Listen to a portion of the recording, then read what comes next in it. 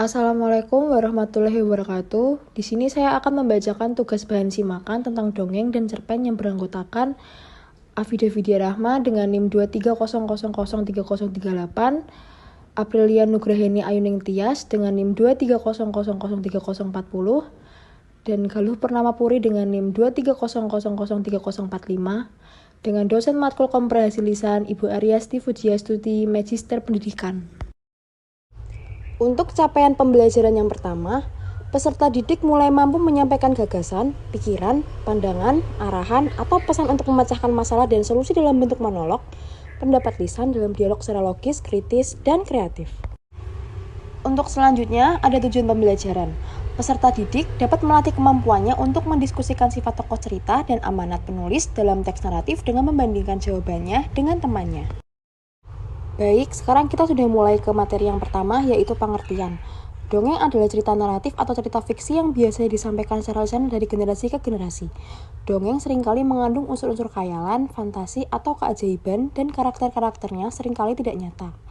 Dongeng biasanya digunakan untuk menghibur, mengajarkan nilai-nilai moral, atau menjelaskan asal-usul suatu peristiwa atau tradisi.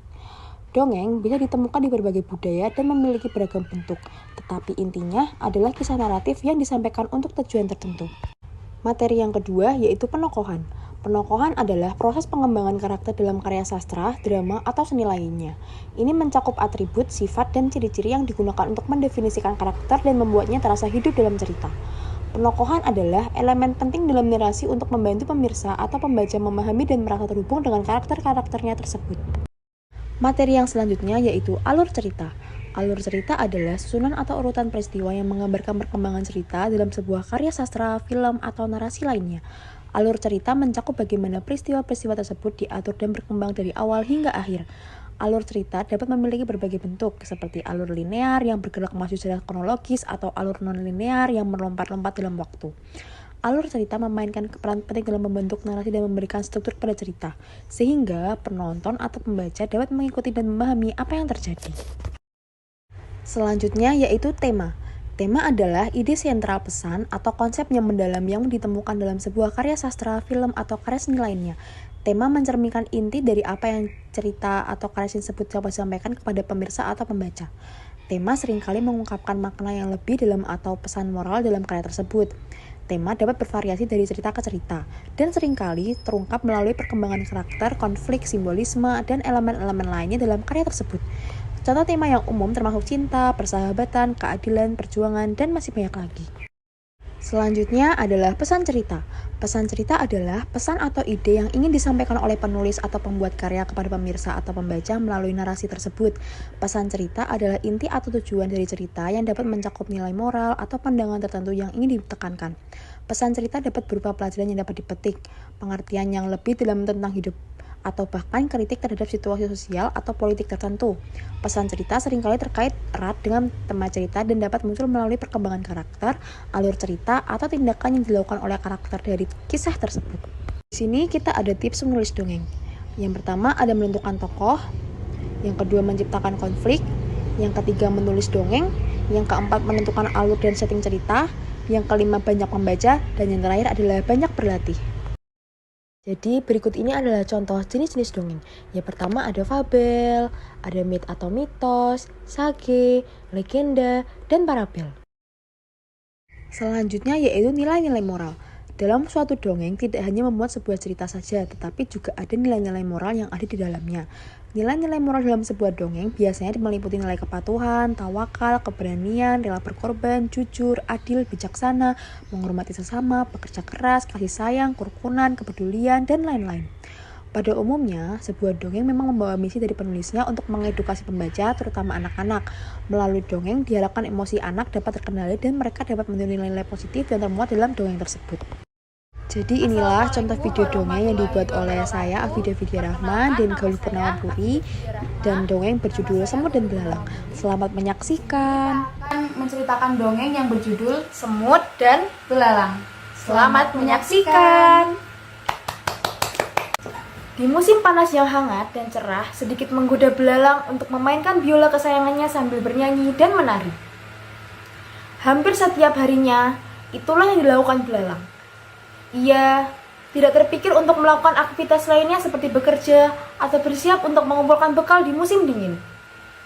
Sedikit pun tidak pernah terlintas dalam benak belalang bahwa musim panas yang sedang dinikmatinya sekarang sudah akan berakhir. Musim panas yang membuatnya ceria sudah akan berganti ke musim dingin, di mana hujan akan turun dengan lebat disertai suhu udara yang sangat rendah. Di saat belalang yang sedang asiknya bermain biola, dia melihat semut yang sedang giat melewati rumahnya.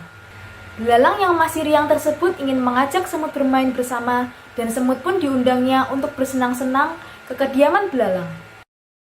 Di saat belalang yang sedang asiknya bermain biola, dia melihat semut yang sedang giat melewati rumahnya. Tak disangka belalang, ternyata semut menolak undangan belalang. Dengan santun, semut pun berkata pada belalang, "Maaf belalang, aku masih ingin bekerja untuk bekal di musim dingin. Aku harus mengumpulkan cadangan makanan yang banyak, serta memperbaiki tempat tinggal agar lebih hangat." Berhentilah memikirkan hal yang tidak penting, semut. Mari kita bernyanyi dan bersenang-senang. Ayolah, nikmati hidup kita. Sanggah belalang. Belalang pun masih dengan kebiasaannya bersenang-senang tanpa memikirkan apapun. Tidak disangka, musim panas berakhir jauh lebih cepat daripada biasanya. Belalang yang terbiasa gembira, lantas panik bukan main. Ia tidak memiliki persediaan makanan yang cukup, ditambah rumahnya yang rusak dan tidak layak huni karena diterjang badai. Dengan harapan tinggi dan lunglai, belalang menuju rumah semut dan meminta bantuan untuk diperbolehkannya tinggal bersama dan meminta makanan. Mendengar permohonan tersebut, semut menjawab, "Maafkan aku belalang, aku tidak bisa membantumu. Rumahku terlalu sempit untukmu, dan bekalku hanya cukup untuk keluargaku saja." Belalang akhirnya meninggalkan rumah semut dengan rasa menyesal dan sedih. Dalam hati, ia bergumam, Andai saja aku mengikuti nasihat semut saat itu untuk bekerja keras, pasti saat ini aku bisa kenyang dan tidur nyenyak di dalam rumah. Demikianlah dongeng singkat dari kami berdua. Saya Afida Fidia Rahma. Saya Galuh Perdana Puri. Jika ada salah kata mohon dimaafkan. Wassalamualaikum warahmatullahi wabarakatuh. Dadah, terima kasih sudah menyaksikan.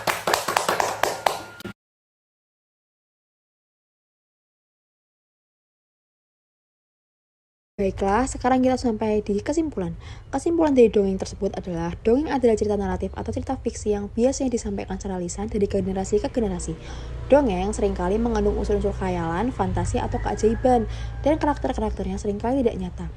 Dongeng biasanya digunakan untuk menghibur, menghasilkan nilai-nilai moral, atau menjelaskan asal-usul peristiwa atau tradisi. Nilai-nilai moral dalam dongeng. Dalam suatu dongeng tidak hanya memuat sebuah cerita saja, tetapi juga ada nilai-nilai moral di dalamnya. Nilai-nilai moral dalam sebuah dongeng biasanya meliputi nilai kepatuhan, tawakal, keberanian, rela berkorban, jujur, adil, bijaksana, menghormati sesama, bekerja keras, kasih sayang, kerukunan, kepedulian, dan lain-lain. Belalang akhirnya meninggalkan rumah semut.